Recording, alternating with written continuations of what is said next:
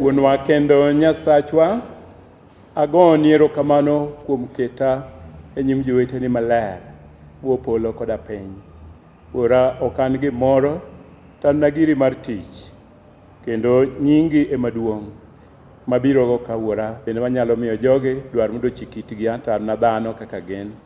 Koro Ruoth, akwayi ni ng'wono mari gi teko mari mar Roho Maler mondo oti ka jowetenagi winjo wachni, to kata an Nyasacha bende an kod riyo, kika anono to bende ayud konyruok kaachiel kodgi, to nikech akwayo ma Nyasachwa kony gi yie kuom Yesu Kristo Ruodhwa.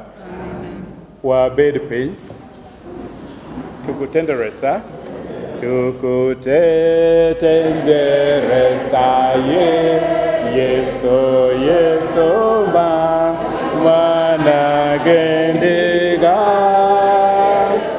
Om sa ego nasisi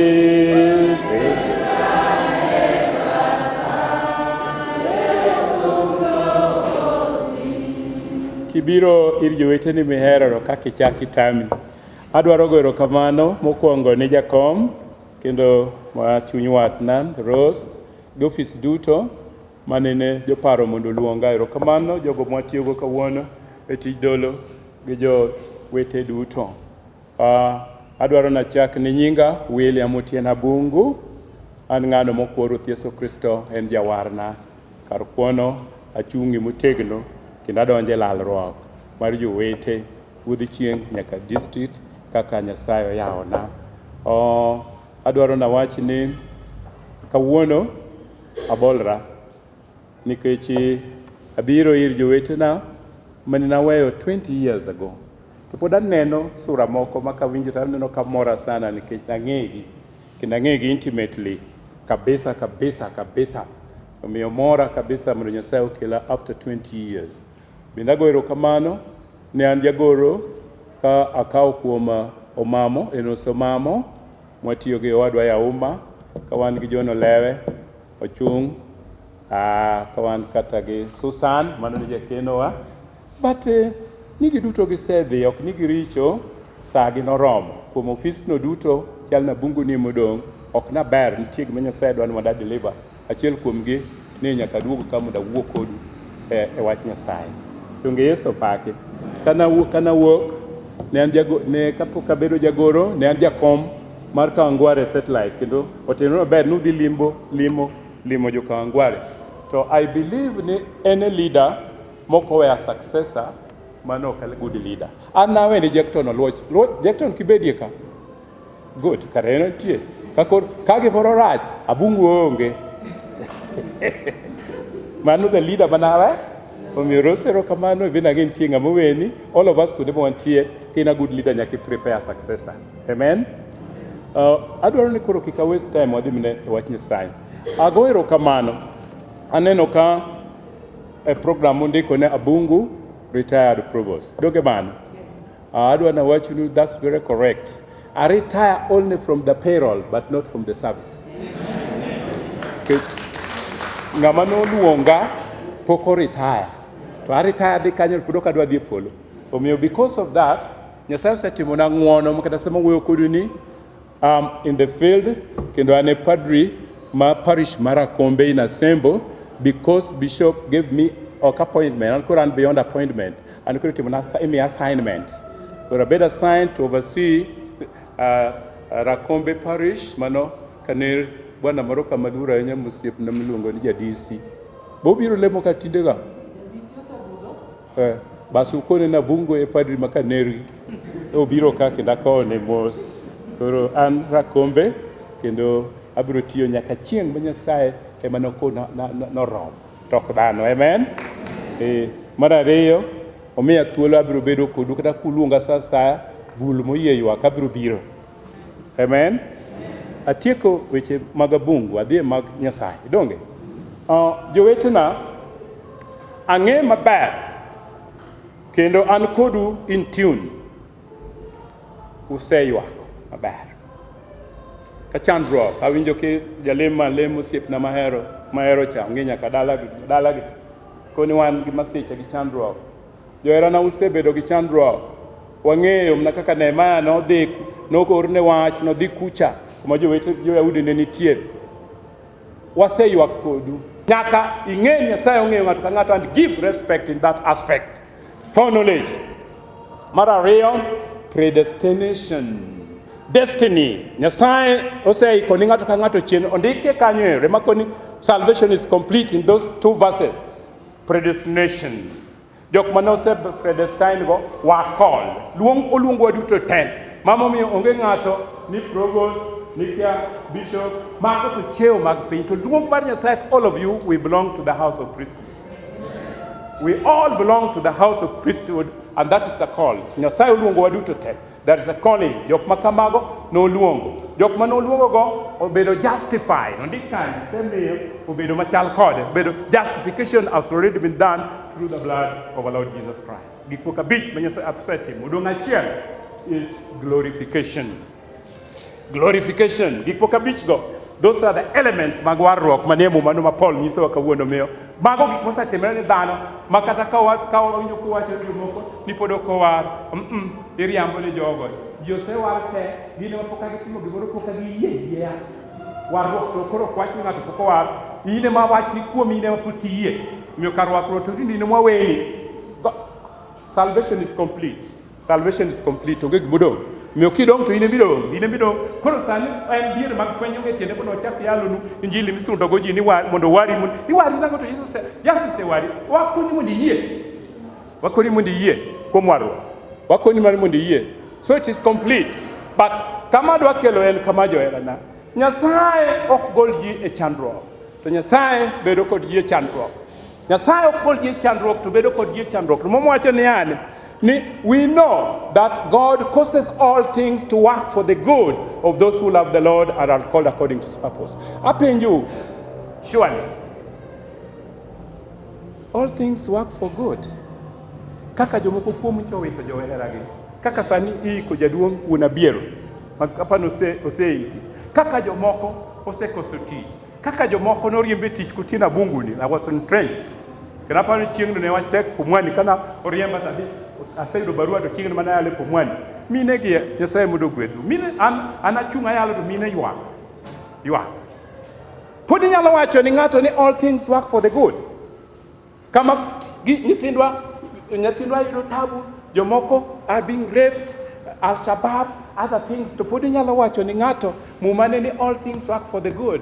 Ne, mumani ng'eny ohero wache mana ka ng'ato kalo penj, ng'ato yudo promotion, ng'ato kia oyudo ogero ot manyien ni nyaminwa wang'e ni all things work for the good for those who love the Lord. Kawuono akoni Nyasaye kaka Nyasaye paro opogore kod in. Kaka Nyasaye neno opogore. Kaka Nyasaye neno opogore. Adwa koni in all those things. Still, God causes all those things to work for the good of those who love the Lord and are called according to his purpose. Mumani ni gik moko miluongo ni inbuilt qualifications and boundaries. And I want to give you the boundaries. Number one, to whom is this scripture referring to? It is not for everybody. It is only for Christians. Amen? Only for Christians. Now, most Christians can understand. All things work for the good. Nyami wapenda kumi Yesu apaka Yesu pinyilishka baka an nito kawito nyaimbo mama shimegila to wala so kulebo ko nikitenya parabe now putting yalo koni all things work for the good ne otherwise all things work for the good that vitu mnajaudi katika all things. The difference is this: it belongs only Christians. Jomo kuja Kristo kagi moko temre nano tinyo ni ngamunegi oirwa turwa kama wa jalungi ni okoto okunegi kata mutima mukungu tono negi makata awacho gani ni kara kato gwende ba ni muweru jaluo okoto moko ye chika inchi ibindi ogwende yo ake pinyiru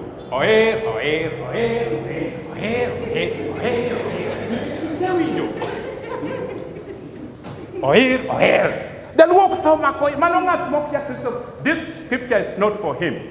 We as Christians, wangeni all things work for the good of those who love the Lord and are called according to his purpose. Nikech Kata bet no kwangi the reason of our suffering. Kata kwangi na ngomo timro kwanya understand. But at the back of our mind, we know that God is at work. God is at work. Muma wacho niani, muma wacho niani, ni kako semi wabede winjruok kod Nyasaye kuom yie. Mano Jorumi 5, kikielo awe. Kako semi wabede winjruok kod Nyasaye kuom yie. Koro wan gi kwe kod Nyasaye kuom Yesu Kristo wuode. Kendo wamor nikech wang'eyo ni wan ane duong' mar Nyasaye. To ok mano kende, wamor kata masiche mwayudo. Mane fupwa, wamor kata masiche mwayudo. Kech masira miyo wabedo kod kinda. Kinda miyo wabedo kod chuny ma Nyasaye oyiego. To chuny ma Nyasaye oyiego miyo wabedo kod geno. Geno ma kamano ok pod wiwa. Haleluya. To bende wang'eyo kendo ndika ni chandruok mayudo sani tin kipimo gi duong' mabiro yudo. Ng'eno wach kata ni glorification nitie. Glorification, you cannot see the glory of God, but you can share the glory of God. Musa ne dwaro mondo ne the glory, no kon you cannot see my glory. Kata one, we cannot see that, but we can share. One of the glory we are sharing is having Abungu here, seeing the glory of God. We are sharing. We are sharing. Duong' mabiro yudo ok nyal pim chandruok mayudo. It's great. It's greater. Is greater. This scripture is for Christians, not for anybody. God works. We know that God works, all things work for good for all people. No, for only those who love the Lord and are called according to his purpose. Now, the other inbuilt qualification. What is this good? What is this good? All things work for the good. What is this good? All things work for good. The answer is in verse 29. Verse 29. The answer is there very clearly. Answer is there very clearly.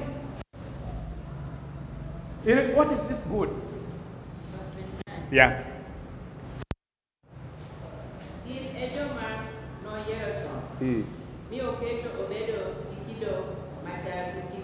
Well, come on. It is good because through Chandro, we are being conformed to the image of the Lord Jesus Christ. It's the suffering. You know, I'm saying, Chandra, man, I'm saying in the rain, follow Jesus Christ. Podokune, no book can talk about the dream. Each what the Polo Yamonga, I don't know, you see, come on, Polo Yamonga, Yaki suffer. Suffering is a part of this journey. Not part of the Polo suffer, you are not qualified for this journey. All things work for the good. You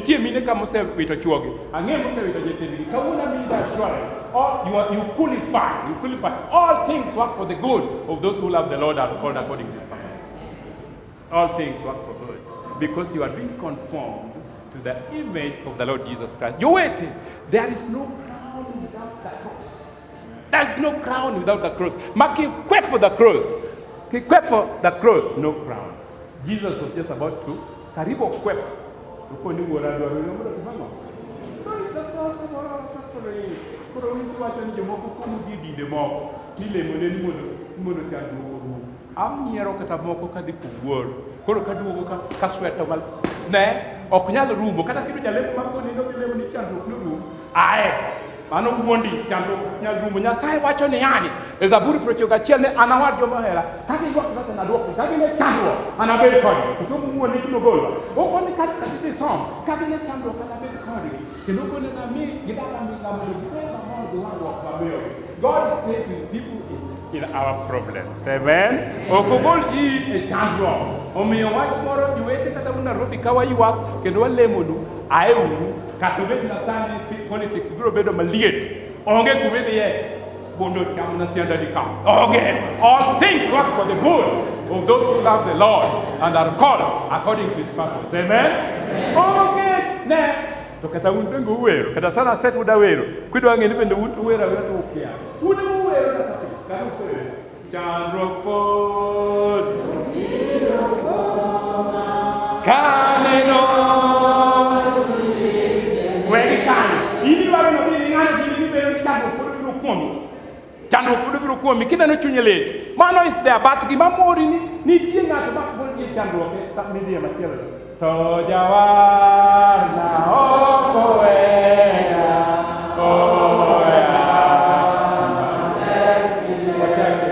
chandu pudu biro kuomi kaneno chunyele bende to jawar na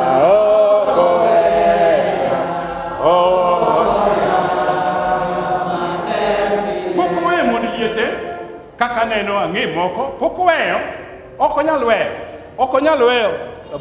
Chuo liete tawi jogi apkele an ma pok oweyo an achiel kuom winyo yiko jawe pod ok oweyo bende aonge gi chandruok moro nikech ng'at ma gino kuom duong' moloyo chandruok kanyal pimo chandruok gi duong' ma Nyasaye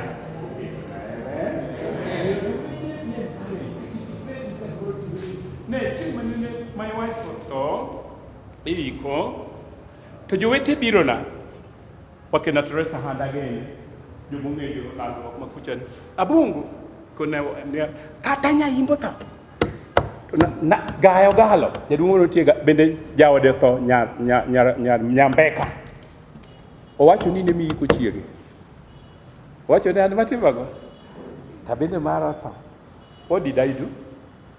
Chieng' manochopo en ayiko ma weekend to macha adhi kendo koro kayalo maber napenjo na jogo nito awinjo ni uluoro go kola nyisa uro kola amen omiyo all things work for the good nikech wabedo conformed to the image of Christ mano omiyo all things work for good not for anything else nikech gik moko to richo atieko gima Nyasaye osewacho nosemiyowa ngima manyaka chieng' ngimano ni kuom wuode ng'ama nigi wuode to nigi ngimano ng'ama onge wuod Nyasaye to onge gi ngimano jomoko kumo nyokawacho ni biro ng'ad bura onge biro ng'ado oseng'adi ma onge ma kata ing'ado kuomi Nyasaye ni gima Nyasaye osewacho osemiyowa ngima manyaka chieng' ngimano ni kuom wuode ng'ama nigi wuode to nigi ngimano ng'ama onge gi wuod Nyasaye to onge gi ngimano amen gik moko mag piny ni biro rumo tek gimoro achiel kende mok bi rumo en ngima manyaka chieng' ma Yesu nochiwo mae kinde minyalo yude to yo ma Nyasaye miyogo dhano bedo winjruok kod jowete oseelore ok otenre kuom chik moro kata matin ni kata kamano chik Musa gi jonabi to wuoyo kuome en yo ma Nyasaye miyogo dhano bedo winjruok kode nikech yie ma giyie kuom Yesu omiyo kata ka in achira mani ka jajowani nabeda padri jalendo chon ka gini ka diere ka kata johera ok doa gimoyo ok digi polo kucha onge nyachira onge mikae gi nyachira gi godongo her tamo yiko gacha samo dhi yiko gacha Rose usewinje ka Abungu koni yani ni samo keto ngacha loni mikae kuom dichwo nyachira kuom dichwo wawacho ga wakoni loko mang'o katibed nyachira loko mang'o katibed mikae loko mang'o katibed udongo her loko mang'o polo onge yuora kucha onge terrorism kucha wan roho omiyo mago mag pinyni omiyo onge gima moni kapono pod in mimoke mago ibiro dhi ng'ad yo ma Nyasaye miyogo dhano bedo winjruok kuom chik moro kata matin chik Musa gi jonabi wuoyo kuome en yo ma Nyasaye miyogo dhano bedo winjruok kode nikech yie ma giyie kuom Yesu all things work for the good nikech yie ni yie kuom Yesu kok yie kuom Yesu all things cannot work for your good omiyo atieko kawacho ni jowetena en ang'o modong' ma pod irito tie gima pod irito ang'o ma pod kineno mama ang'o ma pod kineno ma pod irito mondo ine iluongo ni min nyunja koso wuon nyunja idwa neno mago nikech jaluo pod dwa noyalne gombo ne wach mar msalaba ne en fuwo ni joma lal to en rieko kendo teko mar Nyasaye ni wan jok mireso iluongo ni jo Greek pod dware rieko mage jo mineno kaka jo Jehovah Witness pod dware jo Greek dware rieko to jo-Yahudi gi joluo dwaro hon ni ranyisi jaluo kok otimne hono to ok dwano ko nyaka yalne gombo mohore piny mong'ielre ni mane kodwa ni koyie wan to ayalo Yesu wuod Nyasaye mano gure msalaba emokelo kamo dayalni ene teko mar Nyasaye ma kiwinjo ng'at margi ne wach Nyasaye chiegni kodi en ne chunyi kende dhogi ene wach mar yie mwalando ni kiye gi chunyi kifulo gi dhogi ni Yesu ruoth tiwari kata kawuono warruok ini ma in go kata Nyasaye onge go ene uchiegni kagi ka kende the salvation is as far from here to here omiyo gima in jajuok kendi in wuon in miri kendi wuon nikech dak bla kagi ka na donga kondike wadwa ni wach Nyasaye chiegni kodi ene dhogi kende chunyi ene wach mar yie mwalando kawuono ni kiye gi chunyi tifulo gi dhogi ni Yesu ruoth titiminade iwari ere ng'at ma kamano ma pod ok ofule yie an gima ng'e kuomu ka kwa kawuono jo Lemb Dholuo kik idhi tim neno ni an pok owara imiyo Nyasaye bedo jamriambo Miyo Nyasaye ber jamriembo osiepna, we wacho ni pok owari. Idwani Yesu duogo ka nogure msalaba to nokono rumo duto. Kawuono ka gineno makama, jowete Yesu nosewarowa 2000 years ago, anta kia ng'ama oira pok ayie. To yie ine ma in go, onge ng'ama yieni. Yie ine ma in go, kata miruok yieni, kata wuorok yieni ine ma in go. Omiyo ine ma en gi problem, Nyasaye koro onge problem gi dhano. Mama omiyo antinde injili mar warruok, wakelonu mamos kamano mondo ing'e kama odong' en ma in, onge kata injili, onge moro biro yal moloyo mano, in ema koro dong' ni wuoyi machogo cha, kane norome ok no yalne. He made his own altar call, moko da biro dhi kawuora. Ng'wach ni wuora aseketho, nyim polo gi piny ok awinjora. To wuon gi noko odhomne mang'eny koni come in. Kata in kidhi, onge gimi wacho ni mang'eny ni seketho ang'o koni come in my son, come in my daughter. Jowete, kik wa waste time. An my message makelonu, tahoyou ni chandruok kik monu tiyo tijeu. It's a part of this journey. Mako kudwa chandruok, tadwa ni kata udhi dala, koro kudhi rukulich, to we kata dala, kati to, koro ka choki ni biru muk gi tinga. Onge, omiyo kama duong'. Chuny dhano kama ngimane ochakre, mae marituru ma midhi gi polo. Kisebedo gi kato koro onge gimoro machandi. Donga we kamane ka chiemo ko naduogo kendo. Yawe kamane ka chiemo naduogo kendo. Dade chung'uru. Wer number 40 mwa wero cha. Wer number 40. Wende kuom Kristo manothona. No weyo duong' ne polo mondo tho e Calvary. Anawe wende miwuoro kuom Kristo manothona. Weruru jomaler duto mane polo gi piny te. Yesu nonwang'a kaka rombo morwenyo, gihera maber moloyo manoduoga e yore. Anawer wende miwuoro kuom Kristo manothona. Weruru jomaler duto mane polo gi piny te. Chandruok biro kuoma kaneno chuny lit bende, to jawarna ok oweya, ohoya maber pile. Anawe wende miwuoro Kristo manothona. Weruru jomaler duto.